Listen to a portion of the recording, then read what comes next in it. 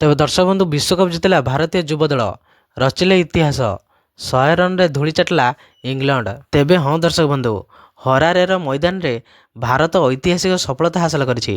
ଅଣ୍ଡର-19 ବିଶ୍ୱକପ୍ 2026 ଫାଇନାଲରେ team India ଇଂଲଣ୍ଡକୁ 100 ରନ୍ରେ ପରାଜିତ କରି ଷଷ୍ଠ ଥର ପାଇଁ ଚାମ୍ପିୟନ ହୋଇଛି। ତେବେ ପ୍ରଥମେ ବ୍ୟାଟିଂ କରି ଭାରତ 50 ଓଭରରେ 9ଟି ୱିକେଟ୍ ହରାଇ 411 ରନ୍ ସଂଗ୍ରହ କରିଥିଲା। ଜବାବରେ ଇଂଲଣ୍ଡ ଦଳ 311 ରନ୍ରେ ସୀମିତ ରହିଗଲା। ତେବେ ଭାରତର ଜୟର ସବୁଠାରୁ ବଡ଼ ନାୟକ ଥିଲେ 14 ବର୍ଷୀୟ ବୈଭବ ସୂର୍ଯ୍ୟବଂଶୀ।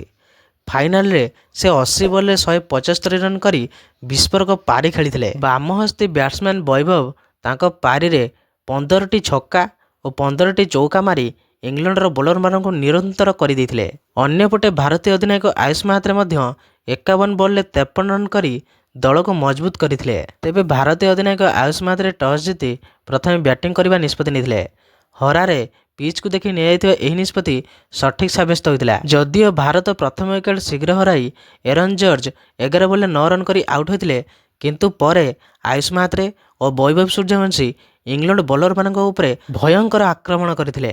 ବୈଭବ କେବଳ 32 ବଲ୍ରେ ଅର୍ଦ୍ଧଶତକ ପୂରଣ କରିଥିଲେ ଏବଂ ଦୁହେଁ ମିଶି 63 ବଲ୍ରେ ଶତକୀୟ ଭାଗିଦାରୀ ସମ୍ପୂର୍ଣ୍ଣ କରିଥିଲେ। ସେହିପରି ଆୟୁଷ ମାହାତ୍ରେ ମଧ୍ୟ 50 ବଲ୍ରେ ଅର୍ଦ୍ଧଶତକ କରି ଭାରତୀୟ ଇନିଂସକୁ ମଜବୁତ କରିଥିଲେ।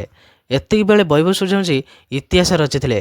ସେ ମାତ୍ର 55 ବଲ୍ରେ ଶତକ ପୂରଣ କରିଥିଲେ ଏବଂ 71 ବଲ୍ରେ 150 ରନ୍ ପୁରା କରି ଦର୍ଶକମାନଙ୍କୁ ଦ୍ୱିଶତକର ଆଶା ଦେଇଥିଲେ। ହେଲେ 26ତମ ଓଭରର ତୃତୀୟ ବଲ୍ରେ 175 ରନ୍ କରି ସେ ଆଉଟ୍ ହୋଇଯାଇଥିଲେ। ତାଙ୍କ ଆଉଟ୍ ପରେ ବିହାନ ମଲ୍ହୋତ୍ରା, ଅଭିଜ୍ଞାନ କୁଣ୍ଡୁ ଓ କନିଷ୍କ ଚୌହାନ ଉପଯୋଗୀ ପାରି ଖେଳିଥିଲେ। ଏହି ସମସ୍ତଙ୍କ ଅବଦାନରେ ଭାରତୀୟ ଦଳ 50 ଓଭରରେ 9ଟି ୱିକେଟ୍ ହରାଇ 411 ରନ୍ କରିପାରିଥିଲା। ତେବେ ଏତେ ବଡ଼ ଲକ୍ଷ୍ୟ ଦେଖି ଇଂଲଣ୍ଡର ଅଣ୍ଡର-19 ଦଳ ଆରମ୍ଭରୁ ହିଁ ବିସ୍ଫୋରକ ରନ୍ କରିବାକୁ ଚେଷ୍ଟା କରିଥିଲା, କିନ୍ତୁ ଏହି ଆକ୍ରମଣାତ୍ମକ ଆପ୍ରୋଚ୍ ସେମାନଙ୍କ ପାଇଁ ଘାତକ ସାବ୍ୟସ୍ତ ହୋଇଥିଲା ଏବଂ ସେହି ଚେଷ୍ଟାରେ ଇଂଲଣ୍ଡ ନିୟମିତ ଭାବେ ୱିକେଟ୍ ହରାଇଥିଲା। ତେବେ ଏକ ଚରଣରେ ଇଂଲଣ୍ଡ ମାତ୍ର 8ଟି ବଲ୍ରେ 4ଟି ୱିକେଟ୍ ହରାଇ ମ୍ୟାଚ୍ରୁ ପ୍ରାୟ ବାହାରି ଯାଇଥିଲା। କ୍ୟାଲେବ ଫାଲ୍କନ 26 ବଲ୍ରେ ଅର୍ଦ୍ଧଶତକ କରି ସଂଘର୍ଷ କରିଥିଲେ, କିନ୍ତୁ ଶେଷ ପର୍ଯ୍ୟନ୍ତ ଇଂଲଣ୍ଡ 311 ରନ୍ରେ ଅଲ୍ଆଉଟ୍ ହୋଇଗଲା ଏବଂ ଭାରତ ବିଶ୍ୱ ବିଜୟୀ ହୋଇଗଲା। ତେବେ ଏଇଭଳି ପ୍ରକାର ଭିଡ଼ିଓ ଦେଖିବା ପାଇଁ ଆପଣମାନେ ଏହି ଚ୍ୟାନେଲକୁ ସବସ୍କ୍ରାଇବ୍ କରିଦିଅନ୍ତୁ ଏବଂ ବେଲ୍ ଆଇକନ୍ ଦବାଇ ଦିଅନ୍ତୁ, କାରଣ ଏଇଭଳି ପ୍ରକାର ଭିଡ଼ିଓ ଆପଣମାନେ ଏହି ଚ୍ୟାନେଲରେ ଦେଖିବାକୁ ପାଇବେ।